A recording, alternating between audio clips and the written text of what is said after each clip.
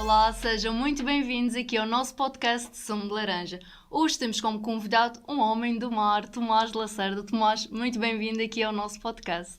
Olá, muito obrigado pelo convite, é um prazer estar aqui.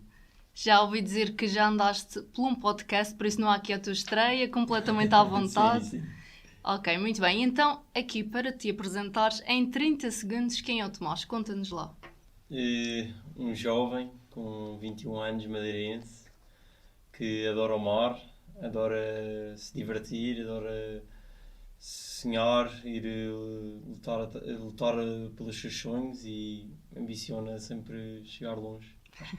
É uma excelente apresentação, muito bem. Assim, o mais curto possível, acho que é assim. Tomás, então, como tu disseste, 21 anos, mas já com várias conquistas, quer a nível regional, nacional e internacional, como é que surgiu aqui este gostinho pelo mar?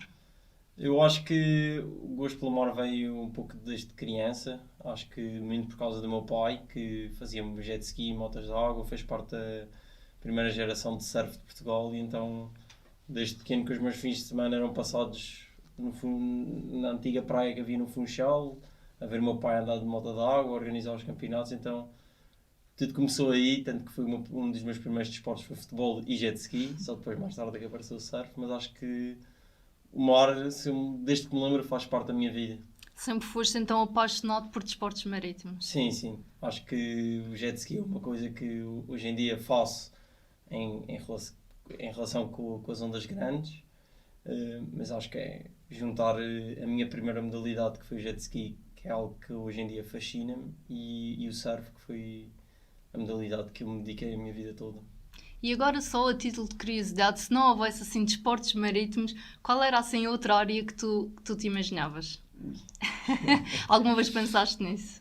Nunca pensei muito bem, talvez eu gostei de jogar futebol. Sempre Mas ligado ao não, desporto, então? sim, tinha que ser sempre ligado ao desporto. Acho que a minha vida sem desporto Não há a era um mesma pouco coisa. difícil, não era, acho que não teria a mesma felicidade e acho que o desporto deu-me algo que foi a minha disciplina, o meu foco, acho que vem muito do desporto, então acho que não ter essa parte seria um pouco, tornar a minha vida um pouco mais infeliz. E qualquer prática de desporto, no nível que tu fazes, assim, no nível mais avançado, requer aqui muita preparação, quer física, mas também mental, aqui esta parte do foco, que tu também estavas a dizer. Conta-nos aqui um bocadinho qual é a tua rotina de treinos, treinas todos os dias, como é que é? Eu acho que eu não gosto de estar parado, mas aquilo que eu considero treino, acho que só costumo treinar 5 vezes por semana. Só.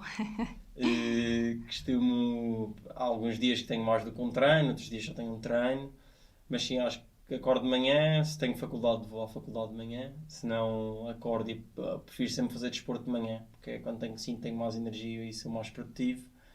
Então normalmente acordo, vou treinar ou vou à faculdade e depois ao final da tarde costumo sempre ir ao ginásio, ou mesmo nos dias que estou mais, nos dias que supostamente não tenho treino, gosto de ir surfar, sendo que os meus treinos agora estão muito focados no stand-up paddle, mas gosto de ir surfar, se estiver com amigos, se calhar jogar um paddle ou fazer alguma coisa. Gosto sempre, não gosto muito de estar parado em casa.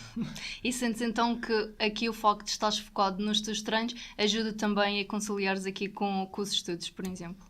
Sim, acho que é importante tentar conciliar, sendo que obviamente todas as pessoas que me conhecem sabem que o meu foco está sempre a 100% no desporto, mesmo quando estou na faculdade. Mas é interessante, especialmente quando há alguma disciplina, como estou a estudar desporto, que eu posso tirar alguma vantagem e absorver alguma coisa Claro, não há ninguém que saiba mais a exato, prática do que tu, não é? para inserir no meu desporto, acho que é giro. Então acho que são duas coisas que dá para conciliar, obviamente que é sempre num caminho fácil, mas que são uma grande ajuda. E de futuro, o que é que tu te imaginas depois da licenciatura? Depois da licenciatura, se há a pergunta que a minha mãe e os meus avós estão a fazer, se quero tirar um mestrado, mas eu digo que não. Depois de tirar a licenciatura, quero dedicar-me novamente a 100% ao desporto, investir a 100% da minha carreira.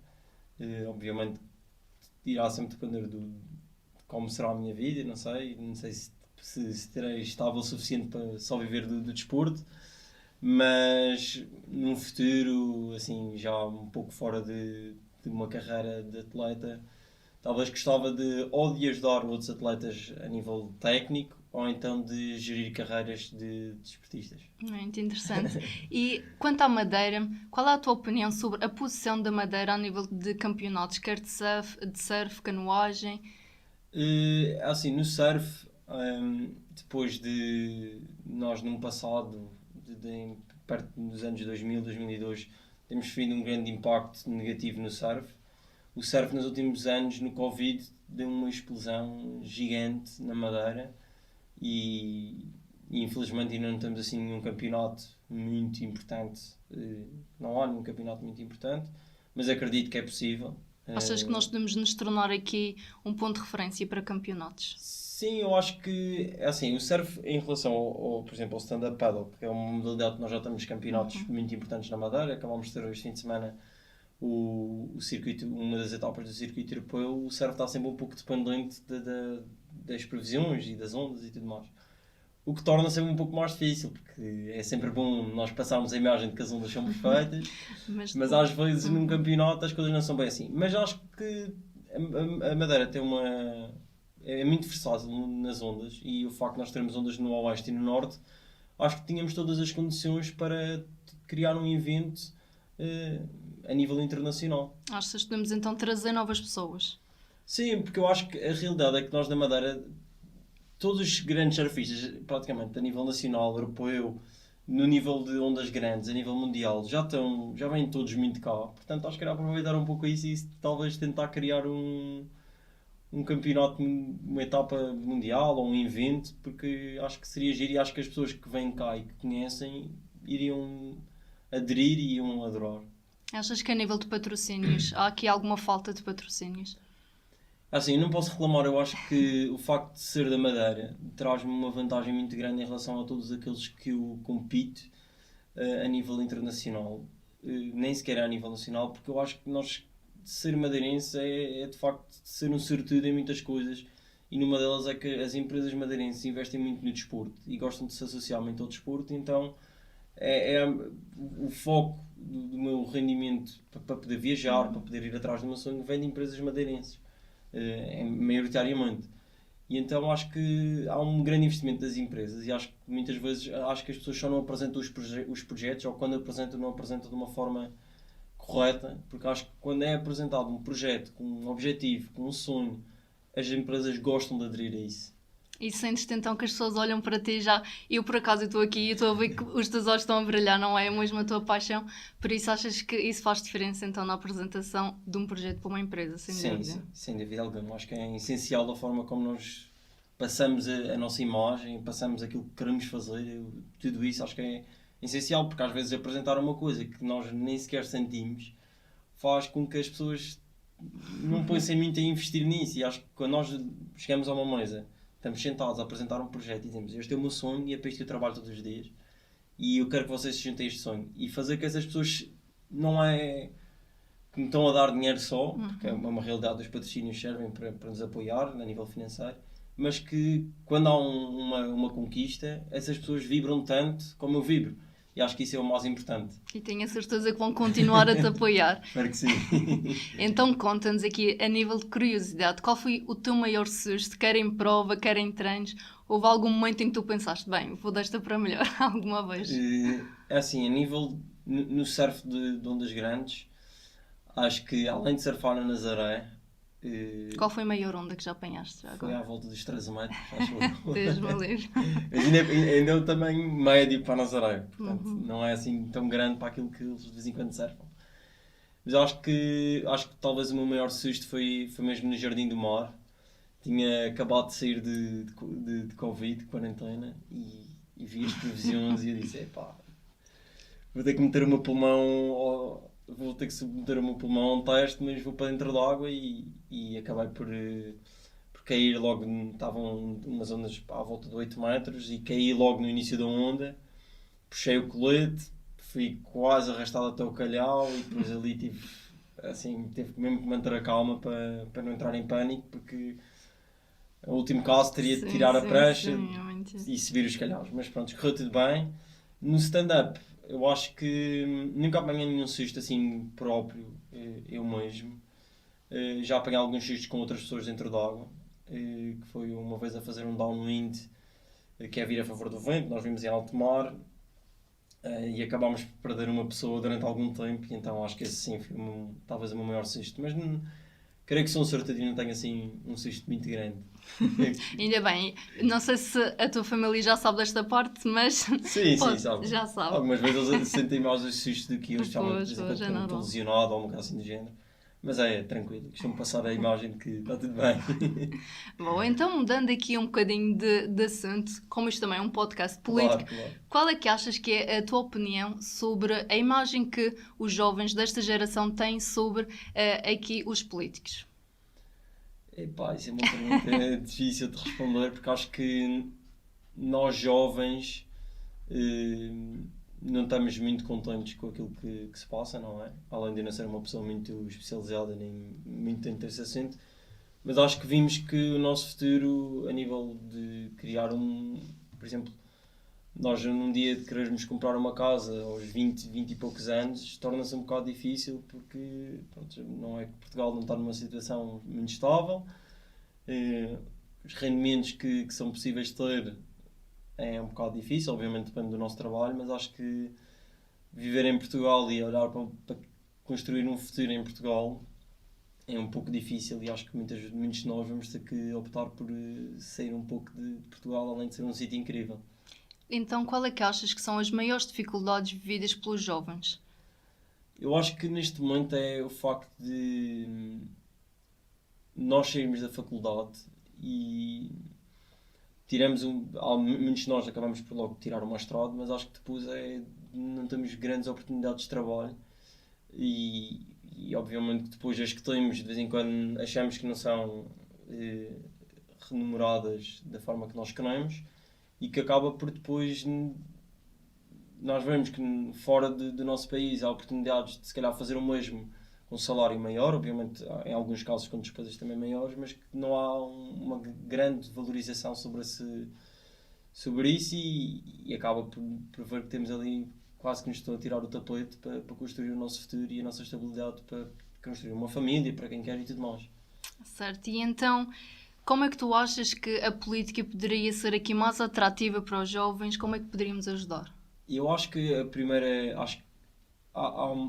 e falando na minha pessoa e na minha opinião, acho que todos nós jovens temos pouca cultura política, e acho que nós acabamos o 12º ano, nós estamos de entrar numa faculdade, e acho que às vezes não é que pronto, na minha opinião, e acho que nós no secundário deveríamos ter uma cadeira que fosse sobre política, para nós percebermos, porque nós fazemos 18 anos, como nosso dever de cidadão devemos, e acho que todos devem de cumprir esse dever de votar, e nós temos cultura zero política. Muitos de nós ouvem aquilo que o nosso pai e a nossa mãe diz, ou que o nosso avô, ou que a nossa avó, ou que algum familiar diz, ou até mesmo apoia algum familiar que faz parte de um partido político, e não pensamos muitas vezes em nós e no nosso futuro. E portanto acho que o primeiro passo para nós podermos começar a perceber e escolher a direção para o nosso futuro era de facto criar uma forma de nós jovens percebermos mais sobre política, porque eu acho que praticamente ninguém jovem que não se interesse não percebe. E achas que, por exemplo, a comunicação social tem influência? A comunicação social, acho que muitas vezes nestes casos tem uma influência negativa, porque acho que passa muito uma imagem da parte negativa daquilo que nós vivemos em Portugal, que é o normal, pronto, acontece em todas as vertentes, e acho que sim, tem um papel que influencia, acho que não no bem, e acho que há algumas vezes, já vi alguns artigos a tentar explicar um pouco de política, e esses acho que são cativantes para nós lermos e jovens, mas acho que de facto a comunicação social tem uma influência, mas acho que muitas vezes pela negativa, porque acaba por passar uma imagem de este partido fez isto, este partido fez aquilo, mas nunca especifica ao certo o que é que aquele partido pode fazer, e isso acho que influencia não na vertente de positiva e de nós queremos perceber mais. E as próprias redes sociais, sentes que também têm influência? Eu acho que podem ter. Eu acho, na minha opinião e na minha pessoa, nas minhas redes sociais, eu não tenho muito isso, portanto, sendo verdadeiro, para mim não influencia, mas acho que quem tem o interesse de pegar num jornal, aí é completamente influenciado Sim. logo no cartaz, logo na capa sobre a política. Então, diz-me lá, Tomás governante durante um dia, qual era assim a primeira medida que tu irias implementar? Ui. Isso é uma boa pergunta. Nunca pensei numa situação destas.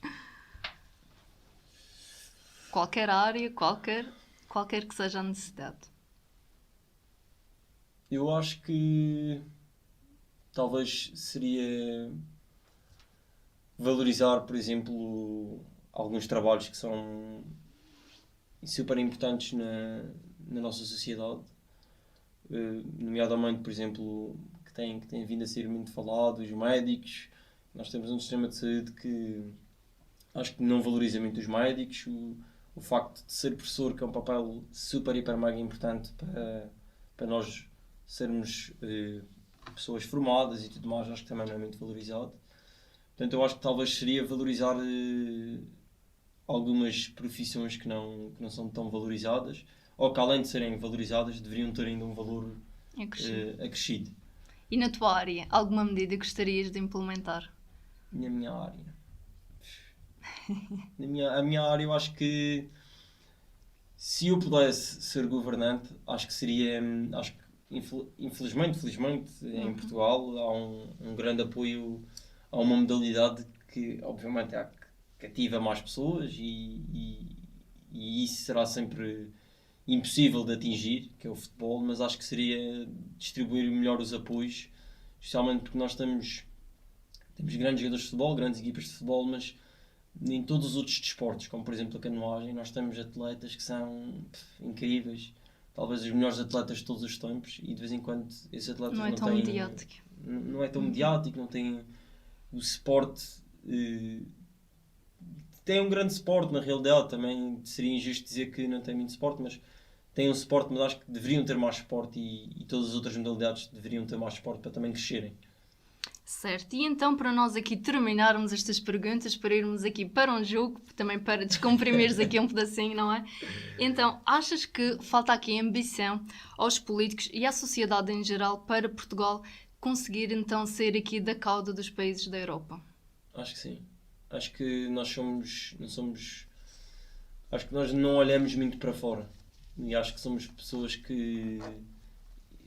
Enfim, toda a nossa política é uma política que olha muito para dentro e não olha muito para fora para perceber os exemplos. Obviamente que nenhum sistema político é perfeito, nunca ninguém vai estar 100% contente, mas acho que devíamos olhar para fora e perceber que os outros países estão mais estáveis e nós estamos sempre um pouco aqui na corda bamba instáveis. E acho que seria um bom exemplo, seria olhar um pouco para fora e retirar um pouco talvez de cada país que poderá ser um exemplo. Certíssimo, Tomás.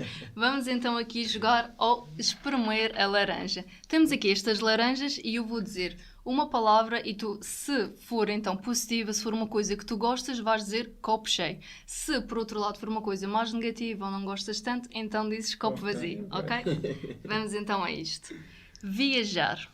Copo cheio. Copo cheio. És uma pessoa que adora viajar. Sempre. Para Qual mim foi... nunca estava em casa. Já andaste também por muitos países, também Já. fruto dos teus campeonatos. Já. Qual foi assim o país que mais gostaste de viajar? Eu acho que o país que eu mais gosto de viajar é sem dúvida alguma a Espanha. Também acho que é o país onde já viajei mais, porque é onde costumo ter mais campeonatos, mas acho que mesmo quando vou de férias, sem prancha atrás, sem nada atrás, acho que é o sítio que eu mais gosto de estar. Acordar cedo. Copo cheio. És uma pessoa madrugadora, então. Sempre. Acordar tarde para mim é logo meio-dia perdido. Não te sentes bem, então? Não. Ok. Marina do lugar de baixo. Ixi, copo super vazio. Super. É um bom sítio para surfar. É, e infelizmente aquilo, depois de ser construído a Marina do Lugar do Baixo, além de ser um péssimo investimento, e está aos olhos de todos, acabou por obviamente ter influência na onda. Drogas sintéticas. Copo vazio. Sentes que é um problema que também afeta a tua geração? Acho que sim, acho que eu não sou uma pessoa de sair muito à noite, mas talvez por na Madeira ser um meio mais pequeno, E sinto que as pessoas consomem mais na Madeira, em modo geral, do que em Lisboa. E isso é uma coisa que nos preocupa e que me preocupa, porque vejo camadas cada vez mais jovens a aderirem a drogas e isso é preocupante. Sentes que é uma moda, falta de educação por parte das escolas, por parte dos pais? E eu acho que, por acaso, pelo menos pela minha educação e por aquilo que eu tive, tanto a nível casa como escola, acho que sempre tive noção de que aquilo em nada nos ajuda. Acho que há muitas vezes psicológico de alguns jovens que olham para um mais velho ou por muitas vezes que não estão muito estáveis e acham, epá, aquele gajo é porreiro, faz aquilo e não sei o quê, quer A ser pressão igual. social. Pressão social e ok, bora, quer ser ali e acabam por sofrer esses caminhos. Que é triste, não é? Sem dúvida alguma. E é bom também passares aqui esta mensagem também aqui como um exemplo desportista, bem de saúde e, portanto, olhar aqui para o futuro de uma forma saudável, que é sem dúvida muito importante. E para terminarmos então, podcast Sumo de Laranja. Sumo de laranja. Quando tenho tempo, copo cheio. Quando não tenho tempo... O podcast, Tomás, aqui. Ok. Copo cheio. Acho que foi muito giro estar aqui. Falar de temas que são pouco falados, né? Especialmente na minha idade e na minha área. E é giro, acho que é o que eu estava a dizer antes de começar. Prefiro sempre fazer um podcast que dá para estar descontraído e falar um pouco e rir sobre temas diferentes do que propriamente ser entrevistado atrás de para a televisão em que me perguntam apenas perguntas sobre o desporto e, portanto, acho que é sempre giro e foi um momento aqui muito giro passado. E muito obrigada a nós por teres aceito e partilhares também a tua perspectiva sobre a vida política atual e também sobre a tua carreira. E tenho a certeza que ainda muito atenta vai ser aqui gasta contigo. Por isso, Obrigado. muito sucesso, Tomás. Muito obrigado. E assim termina o nosso podcast Sumo de Laranja. Espero que tenham gostado, coloquem o vosso gosto e deixem os comentários. Até o próximo episódio.